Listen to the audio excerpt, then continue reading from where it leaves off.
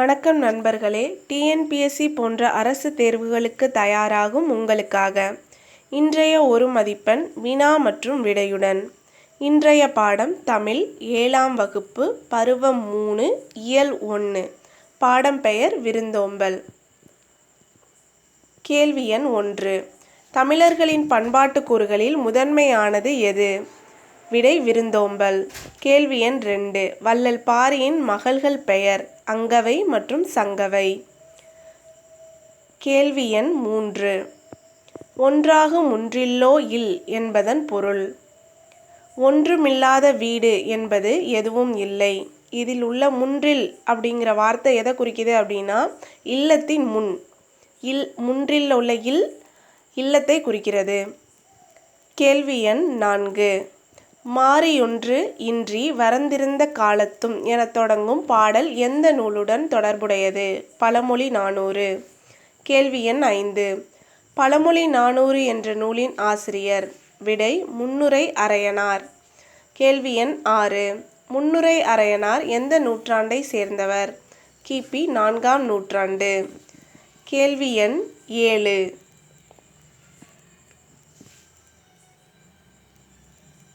முன்னுரை அரையனார் எந்த சமயத்தை சேர்ந்தவர்? சமண சமயம். கேள்வி எண் 8. முன்னுரை அரையனார் எழுதிய இந்நூலுக்கு பழமொழி 400 என்று பெயர் வர காரணம். ஏனெனில் ஒவ்வொரு பாடலின் இறுதியிலும் ஒவ்வொரு பழமொழி இடம்பெறுவதால். இதில் உள்ள பாடல்களின் எண்ணிக்கை மொத்தம் 400. இதில் ஒவ்வொரு பாடல்லையும் ஒவ்வொரு பழமொழி இருக்கிறதுனால அதோட பழமொழியையும் சேர்த்து பழமொழி 400 அப்படின்னு பெயர் வைத்தாங்க. கேள்வி எண் 9. மாரி என்பதன் பொருள் மழை.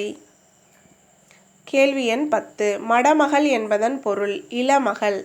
இதில் உள்ள மட என்ற வார்த்தை இளமை என்பதை குறிக்கிறது. கேள்வி எண் 11.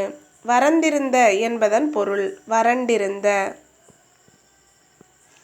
கேள்வி எண் 12. புகவா என்பதன் பொருள்.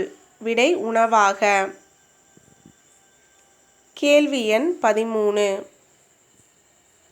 நல்கினாள் என்பதன் பொருள் கொடுத்தாள்.